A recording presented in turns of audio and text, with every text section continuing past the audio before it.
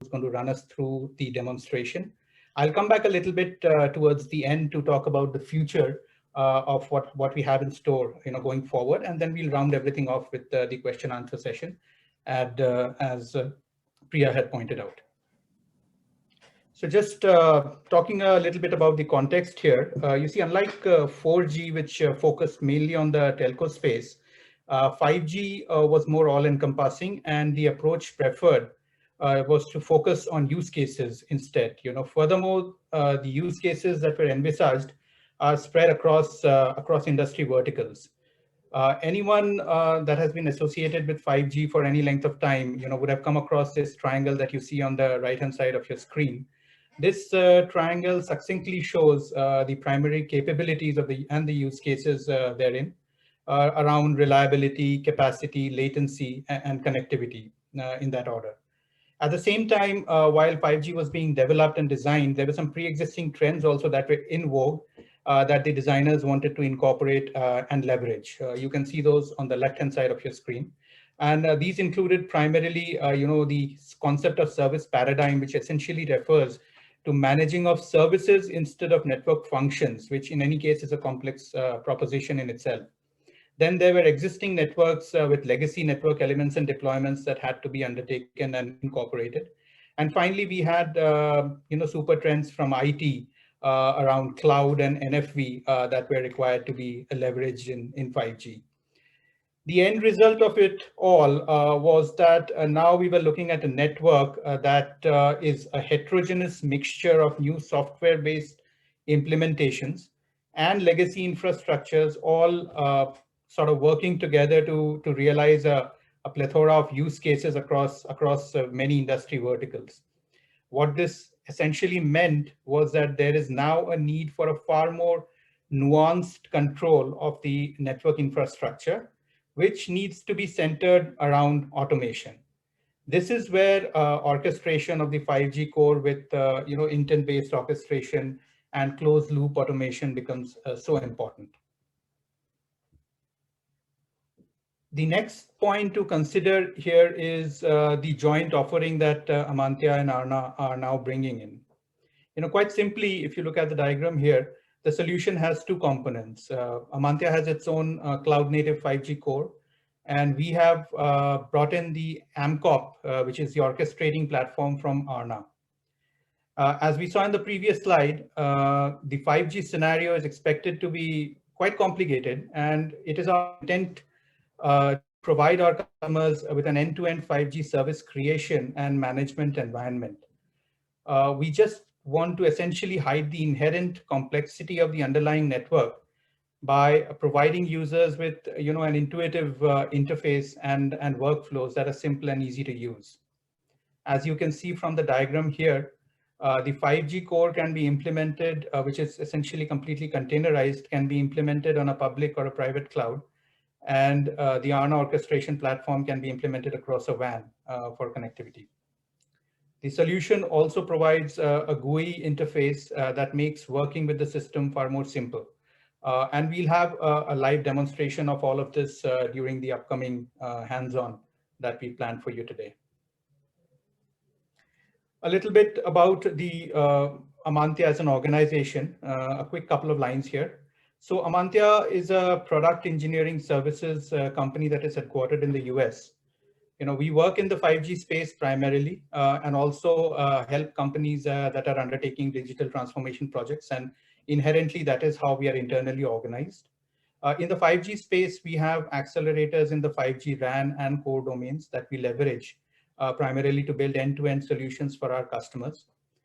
So as the telco and the IT worlds converge, we believe that capability sets should also follow suit. And as a result, apart from 5G and wireless, we have extensive experience in cloud, AI, ML, and analytics that we also bring to bear in solutions that we build for our customers here. A quick roundup of the Amantia core, which is one of the key components here in the joint solution with Arna. The Amantia core is an integrated 5G and 4G core. It implements complete 4G to 5G interworking and control planes and user planes therein. The implementation is completely cloud native, and this makes deployment of this core on public and private clouds very, very simple. In addition, the core also supports your NSA and SA deployment models, and the implementation conforms to service-based architecture as proposed in the 3GPP standards, with node discovery and slicing functionalities all built in. We are currently compliant with 3GPP standards release 15, and we are currently working on plans to get to release 16 soon. With that, I will hand over the stage to Sriram, my colleague from Aarna, who's going to be talking about Aarna as the organization and about AMCOP, and then moving on into the demonstration part. I'm going to stop sharing. Sriram, you may take over. Indranil, maybe you can just continue this slide. And sure, I will do that. Yeah, thanks. Great. Thanks, Indranil. Sure. Hey, hi all. This is Sriram. So I'm going to talk a little bit about the company and the product. Just a very few, a couple of slides, just to give an introduction, and then we will we'll move to the demo.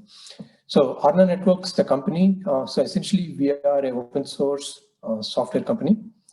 So our product AMCOP essentially performs three things. So one is the orchestration, the second is the lifecycle management, and the third is the real-time policy-driven control loop automation. Right. So today in the demo, we're going to show all three of them at different sort of levels of complexity. So again, what you see in the demo doesn't really show the complexity of a real-world scenario, but it just gives you an illustration of what what the product is capable of doing.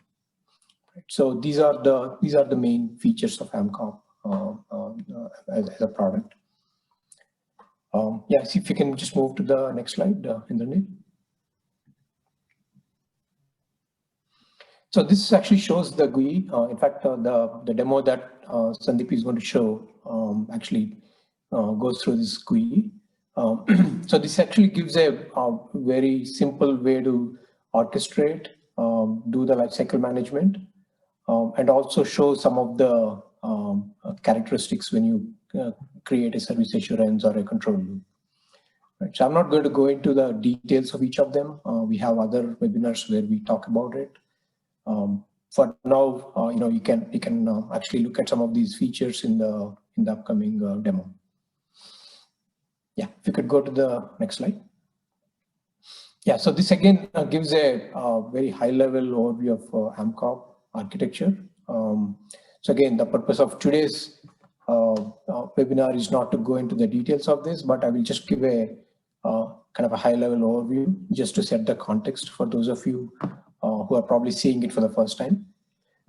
So as I mentioned, there are three features of AMCOP. Right? There is a orchestration, there is a lifecycle management, and the control loop, creating a control loop. So this shows all of how those features are realized. So I'll just quickly go through some of the highlights of the product. So the box in the middle, the gray box, is AMCOP platform. We call it a platform because it's possible that the customers can onboard different types of artifacts, their own workflows or analytics applications and such onto the platform. Right. So the main components are starting from the bottom. There is a component called MCO, which is part of the one of the open source initiatives of openness, called openness, and that's the main module which does the orchestration. And again, in the demo, we'll show some of those features that the orchestration is capable of doing. The next block is the lifecycle manager, and for that we use another open source project from ONAP called CDS, Controller Design Studio. So that's another module that we use. And the block at the top is a workflow engine with workflows such as network slicing. And some of that is work in progress. That's the reason we show it in a sort of a different shaded block. But as a platform, it already supports the workflow engine. And on the right-hand side is the Arna Analytics platform, which is the core component that we're going to demonstrate today to create a closed loop. And at the top is the user interface, and that's the GUI that I showed in the previous slide. And again, that will be shown as part of the demo. And as any other sort of a contemporary product, it supports all the popular interfaces, the browser interface, the REST, and we also plan to support CLI, which is just still a work in progress. The AMCOP itself is a cloud native application, so it actually runs on a Kubernetes cluster, and it can also essentially orchestrate the CNFs or CNAs on other Kubernetes clusters. Right? So that's exactly what is shown here. And there is also numerous other CNCF projects currently, such as Istio, Prometheus, Fluentd, Jaeger. Some of them are already integrated, some of them are in the process of being integrated. And we have certain proprietary value adds which are not part of the open source, such as network slicing, non-real-time RIC, and NWDAF. And again, these are in various stages of development. Some we are already working with partners to integrate. So that's essentially the product, a quick overview of the architecture and what it is capable of doing.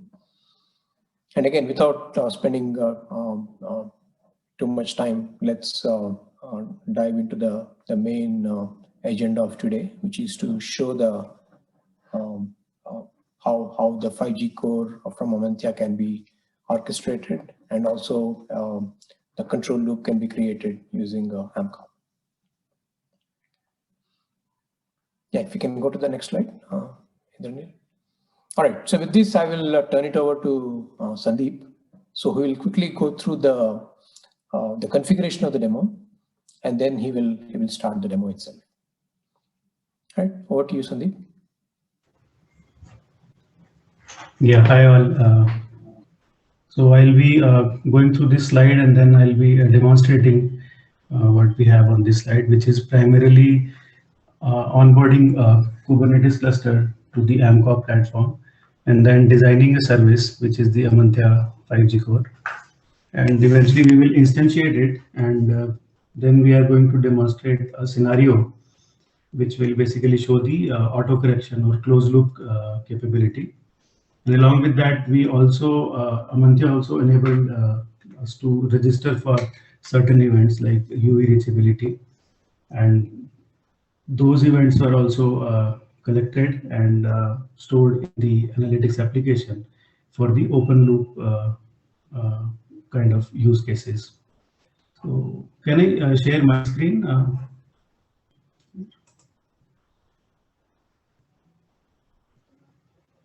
I will stop sharing, Sandeep. You can take over. Yeah.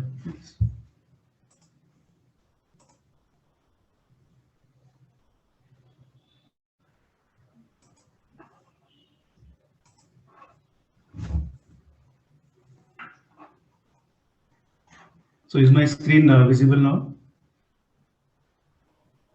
Yeah, Sandeep. Yeah, we can see. Okay.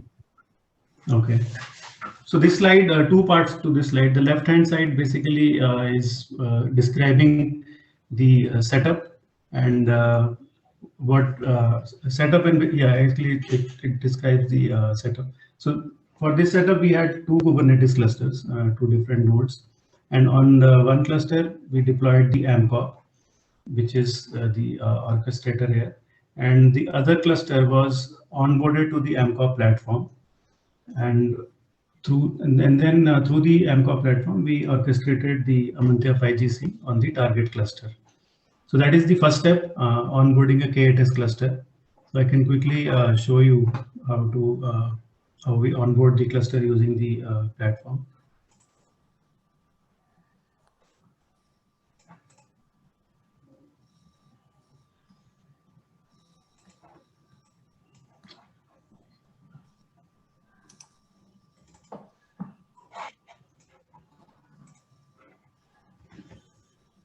So first step is to register. So in this phase, we are preparing the infrastructure. And by infrastructure, what I mean is the first step is that we will onboard the controllers, which are the extensions in the openness MCO. And primarily, we are onboarding the rsync controller, which is the resource synchronizer in this case. And the rsync controller's job is to call the Kubernetes APIs in the target cluster and create all the resources that are designed on this platform. So in this step, this is how basically we register the controller.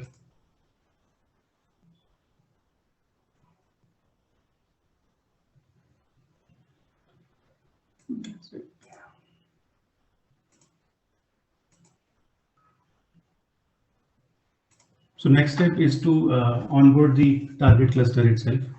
So in order to onboard the target cluster, we have to first register a cloud provider. And then under that cloud provider, we can create the Kubernetes clusters, or we can onboard the Kubernetes clusters. The artifact that we need to onboard the Kubernetes cluster is the configuration file of the cluster. So that is what we see here.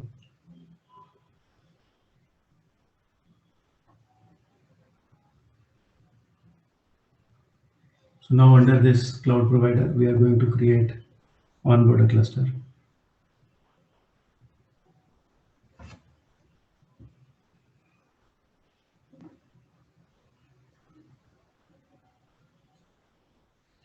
So now I am uploading the configuration file of the target cluster. Yeah, that's it. So it says cluster added successfully. So now we can use this cluster while we create the runtime instances of the services, and we can specify the placement intent as this cluster, and the applications will get deployed in the target cluster. So after onboarding the cluster, so after step one, our infrastructure is pretty much ready for this. Was pretty much ready for this demo. The next step is to create the service. So what I mean by creating the service is basically uploading all the Helm charts that were provided by Amantia. And along with the Helm charts, we also upload the profiles of those Helm charts. And profiles basically enable the users to perform day zero configurations while creating the runtime instances of a service. So let's, so now we can have a look at the service design part.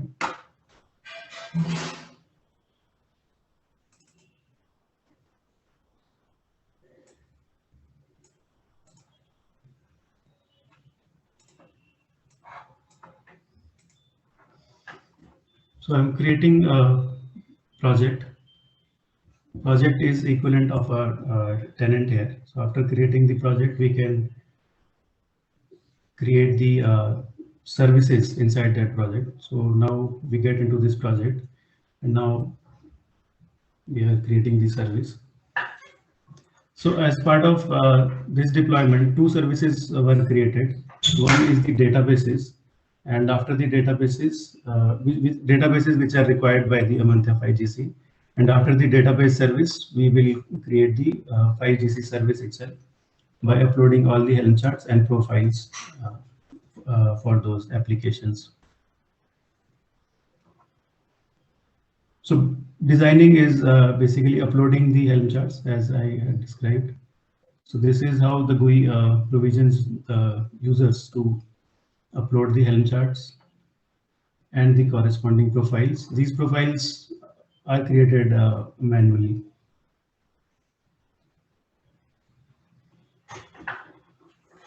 So under this service, there are going to be two applications, Postgres and Redis database.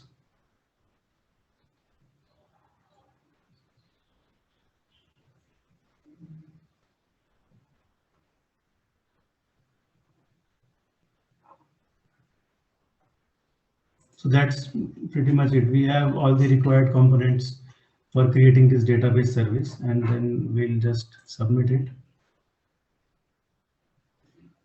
And in the backend, this service gets the design time entity gets created, which is nothing but the help charts under one application and the profiles. And then we can use this design time entity and create multiple instances of multiple runtime instances of this this artifact. After creating the database, next step is to onboard the 5G core Helm charts and create the service.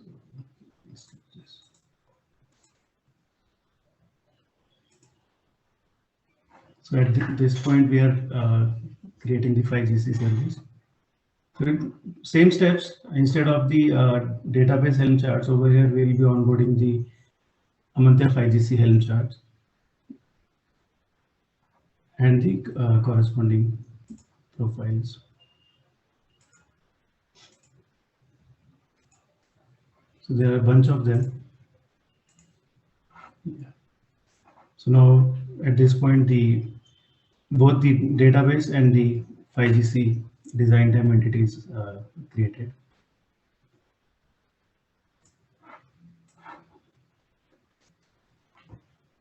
So after this, we will instantiate this service, and after the instantiation, we'll see that all the services, they will start coming up in the target cluster. And once the services are up, we will do the closed loop demonstration, which is on the right side of this slide. So for the closed loop demonstration, what we did was we created a scenario wherein we did the UE registration and PDU session establishment procedure. But as part of the pre-configuration, we purposely skipped the SM policy configuration in the PCF. So as a result of that, what happened is that the PDU session establishment failed as expected. And as a result, the PCF component generated an alert. And the alert basically was received by an agent which was running in the AMCOP platform. So I will explain a bit about this AMCOP box here. So this box basically shows the components which are part of the closed loop. So what it means is that we need an entity which basically registers itself with the network functions running in the target clusters and provides its URL, so that whenever there is an event, the network function knows where to send this alert to. So this is the entity basically which in the AMCOP which receives the alert, the entry point. And then it converts those messages into WES format. And over the REST interface, it passes those messages to the WES collector. WES collector basically understands the WES format, and it recognizes the schema of the message, and it knows at which particular topic do I have to send this message to the data bus of the ONAP. So basically this WES collector, the CDS, and the DMAP, these three components are leveraged from the ONAP. And once the message is posted to this data bus, there is an application which is the auto correction application here, the analytics application. This application is written on a platform which is called CDAP. And what this application does is that it receives all kinds of alerts and events which are posted on this specific topic on this Kafka bus. And then we had fed in logic into this application that whenever there is an event which says that the PDU, which says something like with the PDU session establishment failed because of missing SM configuration, it would generate an action. And what that action would be is to do the required configuration on the PCF, so that next time when somebody when the consumer does the retries the UE registration procedure using the Amantya's UE simulator tool, it succeeds. So the application takes this. So how does the application take this corrective action? It knows what it knows is that for this particular event, this is the action that it has to take, and then it sends that action to the actor here.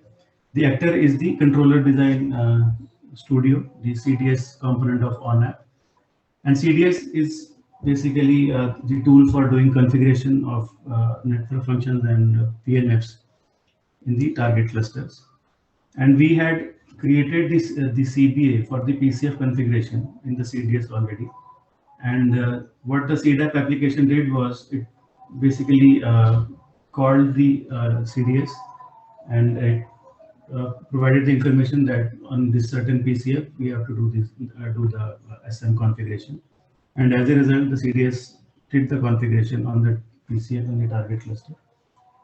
And then we will, so as part of the demo we'll see that we will run the test case once it would fail, and then we will go and look at the CDAP dashboard, and we'll see the new alerts and events that are generated, and we'll also see the alert which caused the auto correction. And then we'll go back to the UV simulator again and run the same test case again. And at that time, the test case will succeed, which kind of shows that in the back end, the auto correction happened on its own. So with this description, I'll jump on to this part of the demo.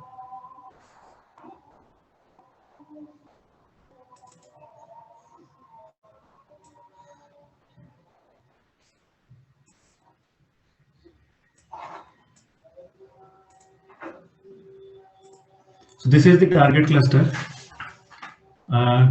So at this step, we are showing that.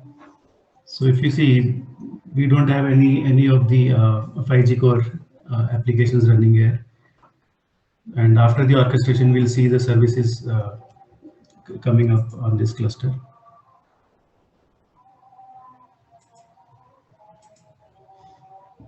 So these are few of the design time entities, the services that we had created, and using one of these, basically now we will use one of these in the deployment intents group. The deployment intent group is the running instance of the service, the instance actually that will run.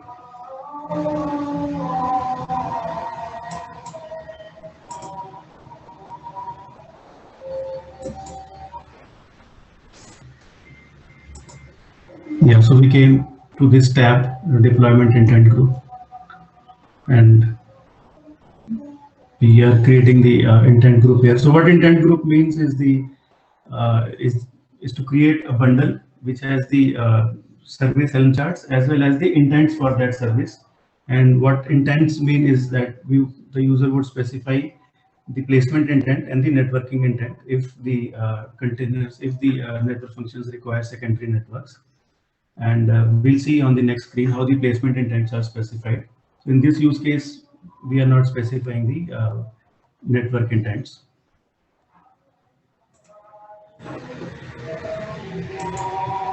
So over here, yeah, so we gave the name. Version is basically the release name. With this name, the service will get created.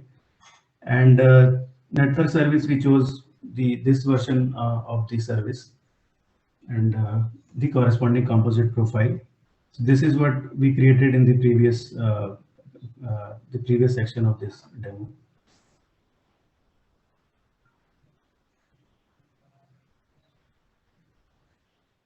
So yeah, so now on this screen, we will choose intents per application, and then we'll create the runtime entity. So these are all the hands off the whole bundle to the rsync controller, which we onboarded in the starting of the demo, and then rsync controller will basically start creating the resources.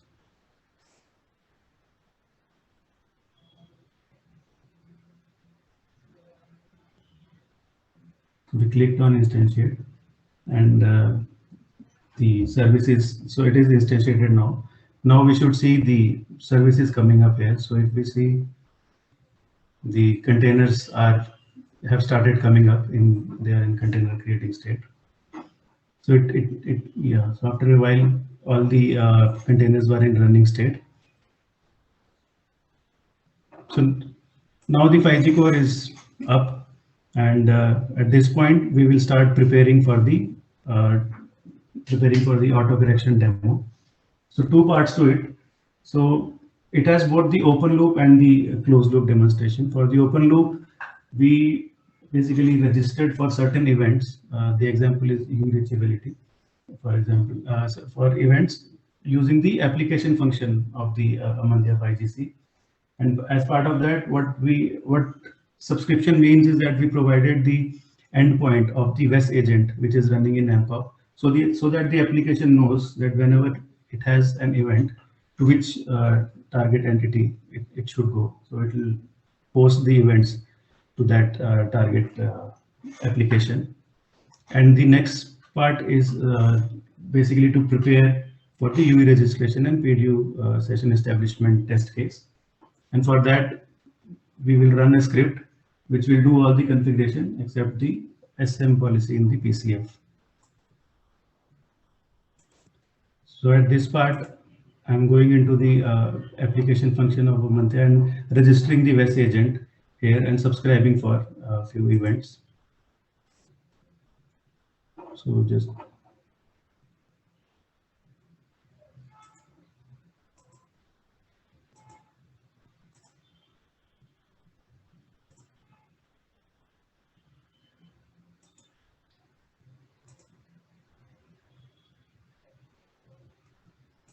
so after that part, as I explained, now we'll be running the run con. Yeah, so this script which will do the configurations.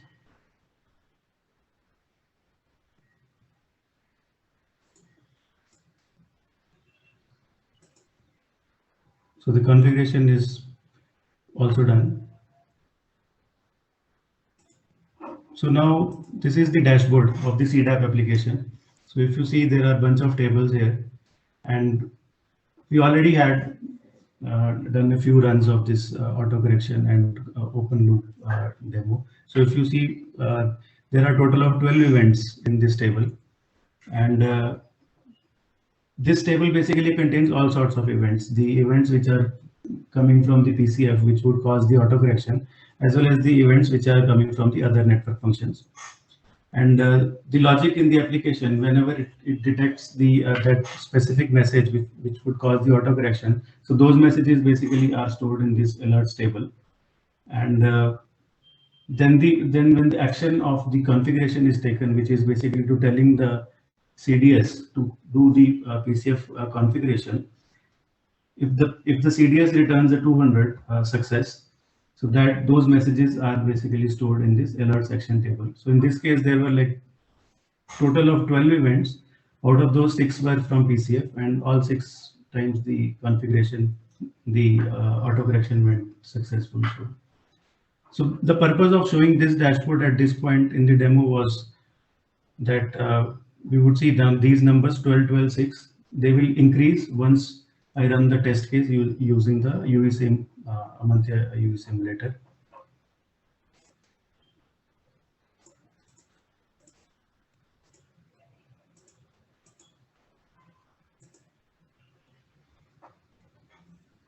So now logging into the UE simulator shell.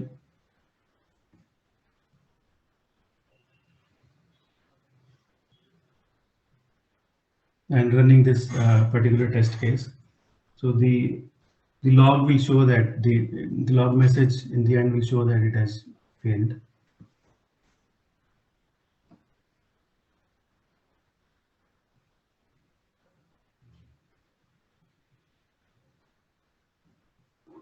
So if you see, it says PDU session establishment rejected, and in the backend, the PCF would have sent the message to the WES agent, to the AMPOP node,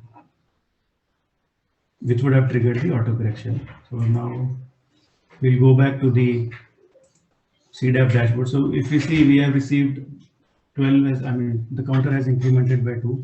So 2 events, and one of those was the failure message, which actually caused the autocorrection logic to trigger. And 7 over here and 7, it shows that the autocorrection went successful also.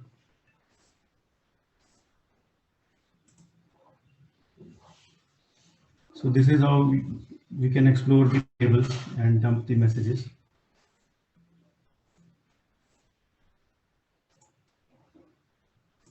So this is the message which would have caused the autocorrection: SM policy configuration not found.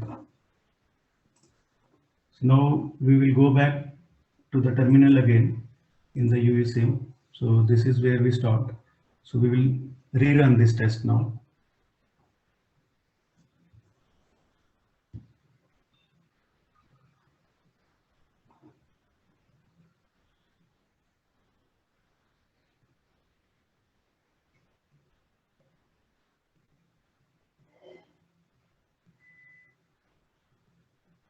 So it will show a success message this time. Yeah. So it says session release, PDU session release complete. So this basically is demonstrating that the whole closed loop, how the whole closed loop worked. And this is the, I mean, using this use case, we are demonstrating it. So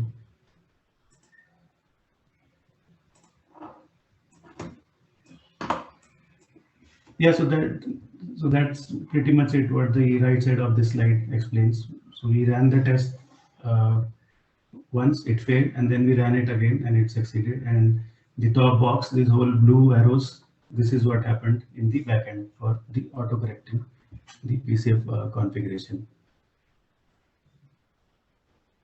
So yeah, so that's all with the demo. Okay. Thank you, Sandeep. So as I said, like, we can have a question answer session right now.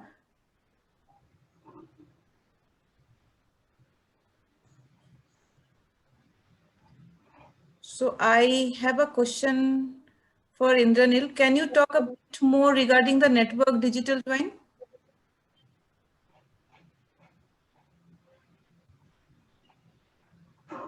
Well, that is something that I wanted to basically talk about. I mean, it's a concept that we are working on.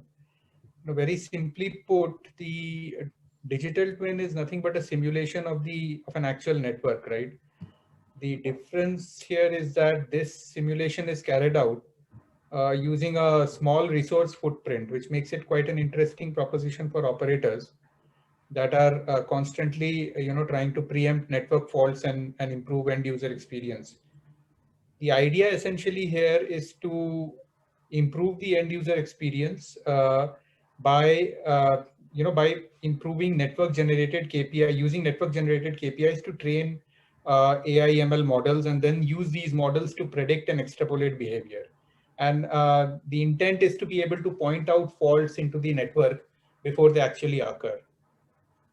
So the whole concept would essentially hinge on leveraging the RAN intelligent controller components from the ORAN ecosystem, which would be used to run, machine learning based XApps that are created and trained using a Linux Foundation project called Acumos.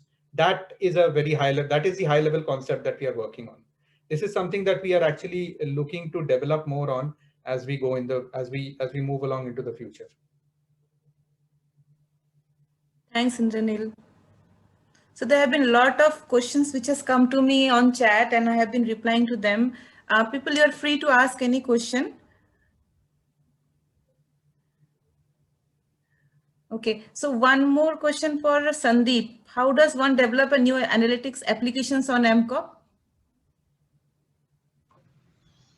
So the platform that I was showing in the demo, the Seed app, so that is the platform which the users can use to write the applications. So it basically provides you abstraction over the big data platform. It provides you abstraction over Hive tables, and it exposes set of APIs which you can call, and using them you can create the analytics applications. Thanks, Sandeep. Okay. Can this core be used for a private deployment, Indranil? Yeah, fundamentally, there is nothing that changes when a core is deployed, into a private network. The solution that we demonstrated here could definitely be used for private deployment as well. However, private deployments have different models depending upon whether the private network needs to be self-contained or it can share some resources with the public network. All of this notwithstanding, the complete core or any part of it can be used for any private deployment, as can the orchestration solution that we just talked about. We have essentially RAN solutions as well in-house that can be leveraged in such a private network scenario as well to complete an end-to-end picture for RAN, core, and orchestration. Okay, thank you. Are any of the ONAP controller used for creating a closed loop? Sandeep? Yeah, for the so during the demo, I pointed out the components which are leveraged from ONAP. The controller is the for configuration. Yeah, for configuration we leverage this component called CDS from ONAP, which we use for doing the configuration of the network functions. So other than that, we leverage the data bus and the collector from ONAP. Okay. So, and then one more question is coming for Indranil. What are your plans of supporting release 16 on your core? Yeah, I briefly talked about it when I was talking about the 5G core, but for everyone's benefit, the idea is we are currently on release 15. The idea is to get to 16 by the end of September. That is what we are shooting for. Release 16, as you might know, it has it has added a lot of functionality both in the RAN and the core domain. The primary aspects being enhanced support for low latency and ultra reliable use cases. We are currently in the process of evaluating what changes are needed in the existing network functions that we have for us to be able to claim compliance to release 16. That's ongoing right now. In addition, we are also looking at implementing, network slice authentication primarily. That is a new functionality that we'll be coming up with through the NSS AAF network function. However, a caveat here, this is currently under active internal discussion as well. And the scope of the implementation as we move forward is expected to evolve.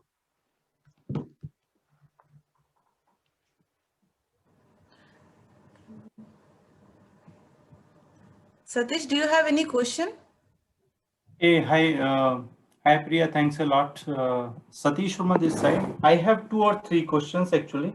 One of them is the UI, right? So does the UI supports the network topology which has been created as part of the cluster, like the same one which OpenStack supports or something like that, so that the visuals can be good for the user on the UI? Okay, first question.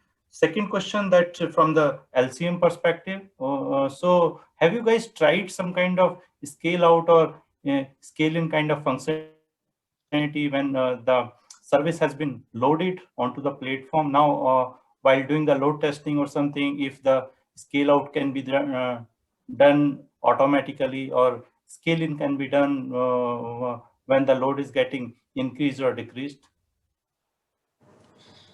Second question. Then the third question is that have you done the integration with the other MANOs also? Means in this case, you may be using the ONAP MANO itself, right? But at the same time, if the customer has their own MANO and they want to use it from different vendors, if some of the customer want to use in that way, will you be able to integrate with the other vendor MANOs? These are the 3 questions from my side. Yeah, maybe Sandeep, you can answer the first two questions, and probably Ravi, you can answer this. Yeah. So on the topology, so we do have a dashboard at present. I mean, on that dashboard, what Sriram showed in one of his slides, but that is not the that does not show the network topology as of today. All it shows is the components which are deployed, all the Kubernetes resources which are deployed, along with the clusters where they are deployed. So topology is something which I mean we are at present working on to show the topology. So that is yeah, something which is under development, and maybe next release or so it should be Okay. there. I have a follow-up question in that case. That does ONAP support the same from as a inherited behavior from ONAP?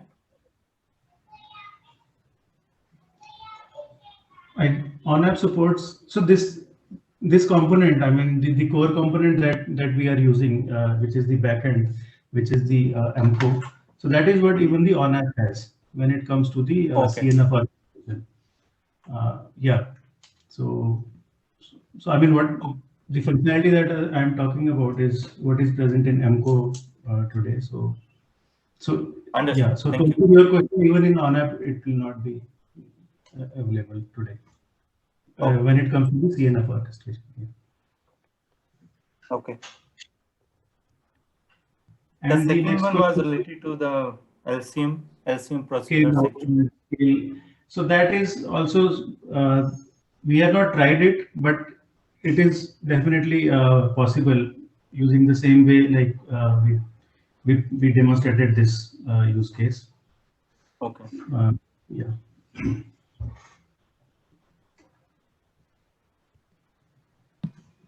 The third one was integration with the other menu components if for a customer requirement. So Yeah, so maybe that's something that Indranil, you can respond. If this 5G core can be integrated with other manos.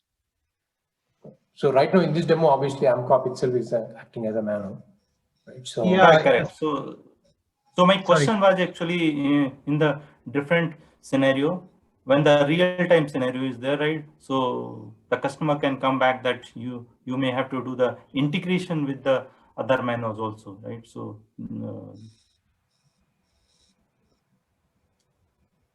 so integrating the manos with the 5G core, right? That is your question. correct.